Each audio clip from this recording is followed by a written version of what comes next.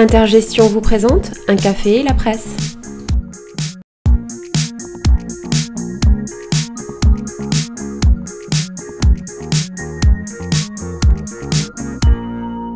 Vous avez vu, Georges, quelle tension, quel stress. On a été à la limite de la panique, figurez-vous. Vous avez vu que les amis du Figaro, le rêve est brisé, ou le rêve se brisa? Ah, mais moi je parlais pas du tout de foot, je m'en fous du foot. Vous parlez de quoi? Moi j'aime le rugby, je parlais des fonds immobiliers anglais.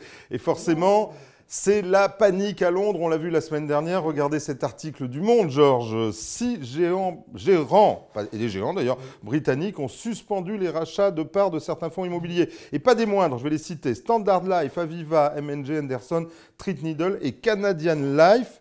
C'est énorme, hein. Ensemble, ils totalisent 15 milliards de livres sur un total de 25 commercialisés dans cette catégorie.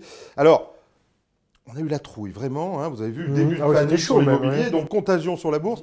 On a eu un club expert, Club Patrimoine, jeudi dernier, vous étiez là. Expert, c'est le cas de le dire. C'était le meilleur, hein. Donc on avait Jean-Marc Colly pour Amundi. Exactement, Laurent Fléchet, Primonial, Éric Cosra, voilà, Impérial, et Marc Bertrand pour La Française. Alors vraiment les meilleurs.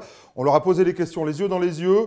Et ces gens-là, ils savent de quoi ils parlent. Ils nous ont dit pas de risque de contagion. Et comme en France, on n'a pas les mêmes règles, pas de risque aujourd'hui en France. C'est très sécure, l'immobilier quand même. Franchement, à regarder en replay, c'était exceptionnel. Regardez les clubs experts en replay. Et alors, le problème se pose quand même de la liquidité, hein, même si on est sécure aujourd'hui. Parce que comment donner de la liquidité avec des sous-jacents qui n'en ont pas? Là est la vraie question, Georges. Ouais, mais au moins le problème, c'est limité à l'immobilier. Ben non, figurez-vous, non, on commence beaucoup à parler, hein, toujours en Angleterre avec le Brexit, des obligations dites high yield. High yield, oulala, aujourd'hui c'est dur, c'est après le match. Hein. Les obligations à haut rendement, genre, qui pourraient rapidement être concernées. Regardez ces déclarations aux Échos d'un gérant qui a voulu rester anonyme. Oui, j'ai vu ça, c'est bizarre. Alors il dit, il faut souvent attendre le bon moment pour traiter. Tant que nous n'avons pas besoin urgent de vendre, cela n'a pas d'incidence. Tu parles. Et alors, si on regarde de nouveau l'immobilier, depuis le 1er juillet dernier, BlackRock, hein, le géant de la gestion, a relevé les frais de rachat sur son fonds immobilier britannique. Et alors déjà, il y a liquidité trimestrielle et les frais de rachat, hein, de sortie, sont passés de 2 à 5,75%. Tenez-vous bien.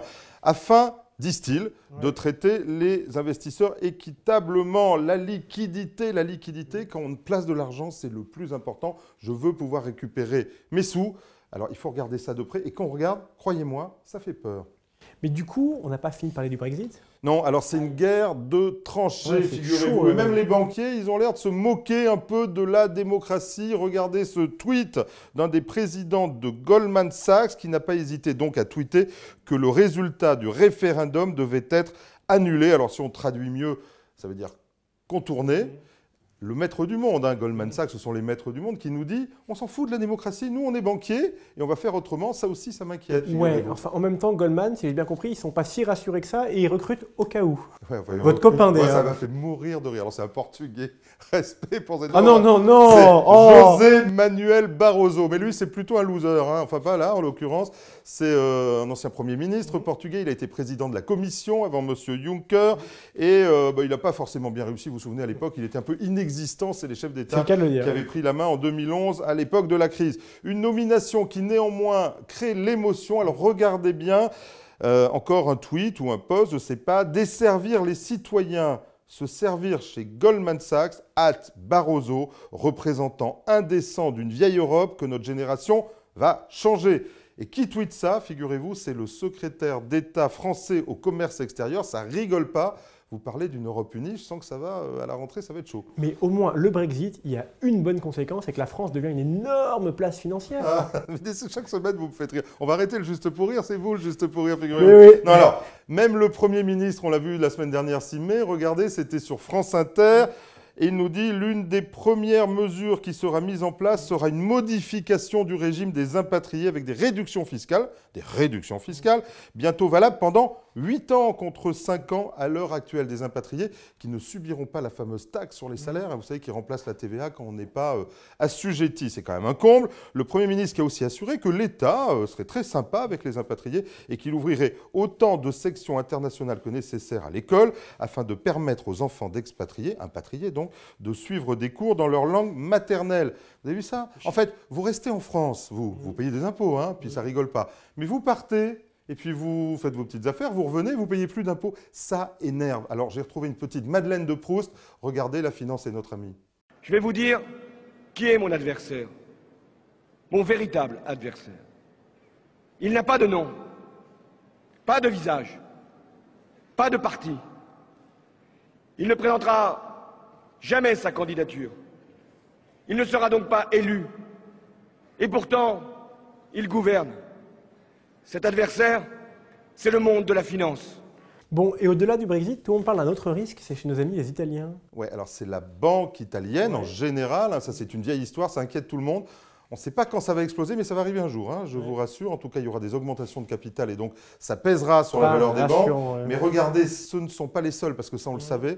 Et regardez cet article, je crois, dans Les Échos, la situation de Deutsche Bank, la plus grande banque allemande, qui inquiète de plus en plus. L'action a perdu, tenez-vous bien, 89% depuis 2007. Alors on me dirait 2007 c'était très très haut, mais 50% depuis le début de l'année. Un effondrement boursier qui alimente les spéculations. Il y a une vraie inquiétude sur les marchés concernant la banque. Elle a beaucoup de casseroles. Elle en outre des positions énormes sur les marchés des dérivés que personne ne comprend. Beaucoup redoutent qu'elle ne devienne le nouveau Lehman. Quand je vous disais qu'il y a des choses qui nous inquiètent pour les vacances, Georges, eh bien, tenez-vous bien, ceinture bretelle. Ça va pas être cool les vacances. Ouais. Hein. Bon, et sinon, une petite affaire judiciaire qui touche juste 55 000 personnes, Ouais, pas on grand parle de monde. l'affaire, hein, le plus gros contrat d'assurance vie. Ça y est, ils s'en ont rendu souvient. les conclusions. Voilà, alors on a un arrêt de la Cour d'appel de Versailles. Regardez cet article de Capital. La Cour d'appel qui a ordonné la restitution d'un peu plus de 23 millions d'euros avec des intérêts à environ 55 000 adhérents de l'affaire qui avaient mandaté l'association pour récupérer des sommes détournées. Alors, détourné, hein, pour la petite histoire, on parle de Gérard Attias, paix à son âme, il est décédé, et c'était le fondateur charismatique de l'affaire. Moi, je ne suis pas bien d'accord avec cette Une vision belle des réussite choses. quand même. Voilà, on reproche toujours aux gens de réussir. Mais regardez de nouveau l'article, l'avocat de l'association qui déclare que cette notion d'action groupée avec l'association va maintenant permettre de regrouper donc des milliers de recours en une seule action en justice. Cette technique qui va au-delà, qui est simplement un mandat, qui va au-delà et qui est plus simple, Du Georges. coup, ouais, c'est pas une class action. Non, mais c'est plus simple que la class action. Chacun y va Ça tout veut dire seul. qu'il suffira de mandater une association, une société à des milliers pour attaquer. Autant dire qu'on se prépare de beaux jours dans les imbroglios juridiques. Vous voyez, par exemple, votre avion est en retard. Il suffira de réunir tous les gens de l'avion à la sortie en disant paf, on fait une action de groupe et on mandate Georges Delataille pour agir. Ça fait drôle, Je ne suis non pas avocat. Eh oui. Bon, pour conclure, une petite info métier. Je crois que nos amis d'AXA, ils se lancent dans le private equity. Oui, Enfin, alors- dans un support de private equity. Oui, alors c'est notre ami Olivier Marié, Oui. qui est le directeur de toute la partie Et l'épargne, épargne d'AXA exactement. France, effectivement, qui a réuni toute la presse la semaine dernière. Et regardez, il veut se lancer dans le private equity, nous dit-il. C'est une solution pour une clientèle avisée qui attend du rendement sur le long terme et une volatilité qui ne soit pas trop forte.